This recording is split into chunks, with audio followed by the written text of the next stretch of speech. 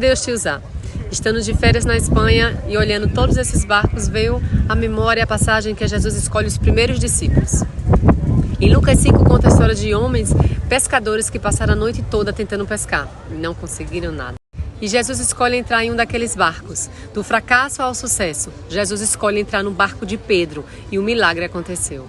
Mas logo em seguida Jesus diz a Pedro que ele seria pescador de homens. Pedro e seus amigos deixaram tudo e foram seguir Jesus.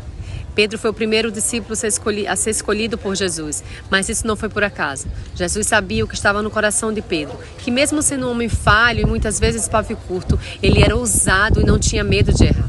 Agora os talentos e habilidades de Pedro seriam usadas para o reino de Deus.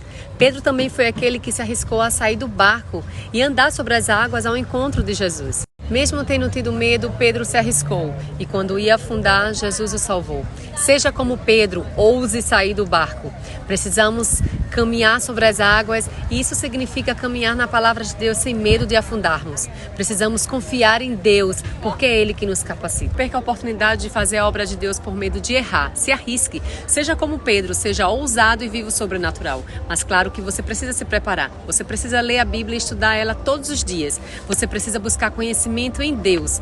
Deus se alegra de um coração disposto a servir e que confia nele. Então por isso hoje, pega seus talentos, suas habilidades, entrega nas mãos de Deus e deixa Ele te usar.